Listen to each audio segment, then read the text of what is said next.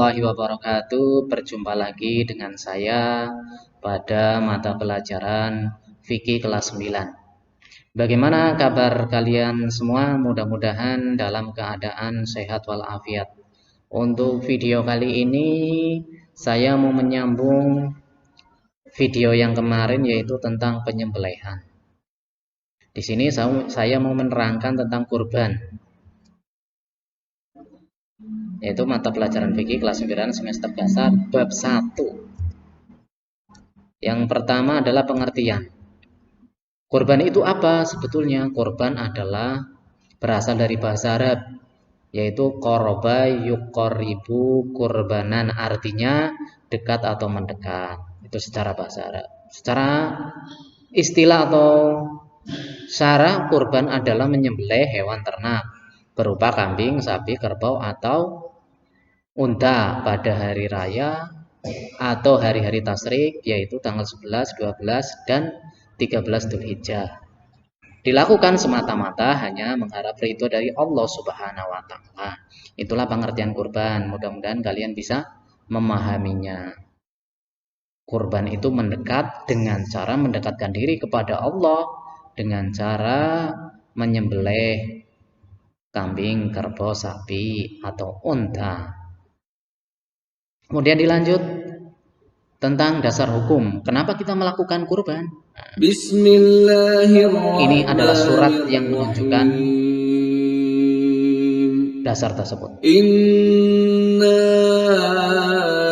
a'tainakal kautsar fashalli li rabbika wanhar inna syani'aka huwal abtar.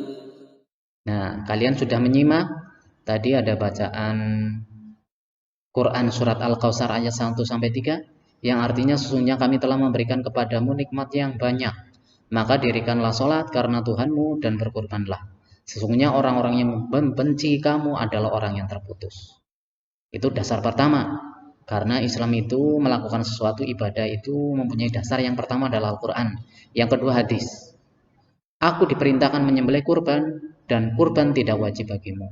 Ini adalah perintah Allah kepada Nabi Muhammad. Ini ada dalam hadis. Kemudian lanjutannya adalah ketentuan hewan kurban. Jadi hewan kurban itu tidak asal, tidak sapi, tidak unta, tidak kambing asal, namun hewan yang berasal dari golongan bahimatul an'am, hewan yang ternak untuk diperah susunya dan dikonsumsi dagingnya, itu namanya bahimatul an'am. Hewan yang diperah susunya dan dikonsumsi dagingnya itu namanya bahimatul an'am. Bahimatul an'am apa saja? Kambing, kemudian sapi, kerbau, dan unta. Kalau kurban kambing itu untuk 1 orang, sapi, kerbau, dan unta itu untuk 7 orang. Adapun ketentuan hewan kurban tersebut adalah unta itu umurnya harus 5 tahun, sapi dan kerbau umurnya 2 tahun atau lebih, kambing umurnya 2 tahun, domba umurnya 1 tahun. Kalau kurang dari itu, maka tidak sah untuk berkorban. Kenapa? Ternyata Allah menentukan ketentuan, Nabi menentukan ketentuan, segala sesuatu itu ada baiknya. Kenapa harus 5 tahun? Karena 5 tahun itu kambing yang memang sudah enak dimakan dan gizinya sudah bagus. Kemudian dari hewan umur-umur tersebut ada ketentuan lagi, yaitu tidak cacat. Artinya tidak buta matanya, sehat badannya, kakinya tidak pincang, kemudian gemuk.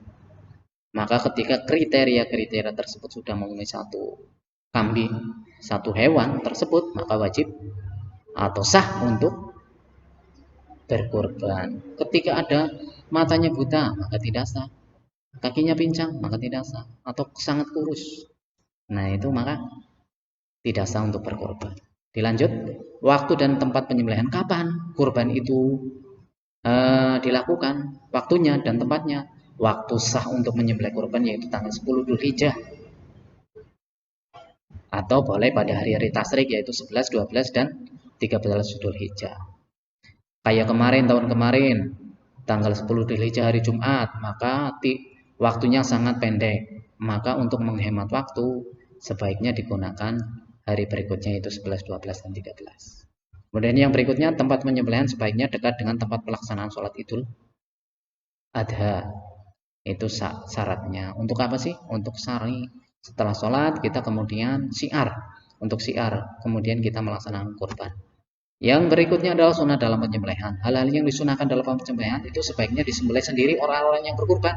Namun ada yang berkurban perempuan, maka boleh diwakilkan. Itu hanya sunnah saja. Untuk orang yang berkurban sebaiknya tidak memotong rambut kukunya orang yang berkurban tersebut pada bulan Dzulhijjah hingga hewan kurbannya disembelih. Setelah disembelih baru merapikan rambut, kuku, dan sebagainya. Kemudian sunnah yang berikutnya, daging sebaiknya dibagikan mentah kepada fakir miskin dengan ketentuan sepertiga untuk orang yang berkorban dan keluarganya, sepertiga untuk tetangga, dan sepertiga lagi untuk fakir miskin. Kemudian yang berikutnya adalah tata cara penyembelihan kurban. Hewan kurban dibaringkan ke sebelah kiri. Pada pembelajaran atau video yang telah lalu kita sudah membahas tentang penyembelihan. Itu hampir sama seperti itu. Hewan dibaringkan ke sebelah kiri, rusuknya menghadap kiblat. Kaki penyembelihan diletakkan di sebelah atas leher hewan agar tidak meronta. Penyembelih membaca doa qabul supaya diterima oleh Allah untuk berkorban, yaitu Allahumma minka wa ilaika Allahumma min titik-titik nama orang yang berkorban. Itu tata cara tentang penyembelihan. Berikutnya hikmah. Kenapa kita dianjurkan untuk berkorban? Ternyata ada hikmah. Di baliknya itu bersyukur kepada Allah atas nikmat yang sudah dilimpahkan. Kita diberi nikmat oleh Allah, bersyukur, maka Allah akan menambahi. Menghidupkan syariat Nabi Ibrahim. Jadi pertama kurban itu dilakukan oleh Nabi Ibrahim. Maka kita menghidupkan kembali. Karena dia patuh terhadap Allah Subhanahu wa taala. Kemudian hikmah yang ketiga, memupuk sifat dermawan dengan mau membelanjakan harta di jalan Allah.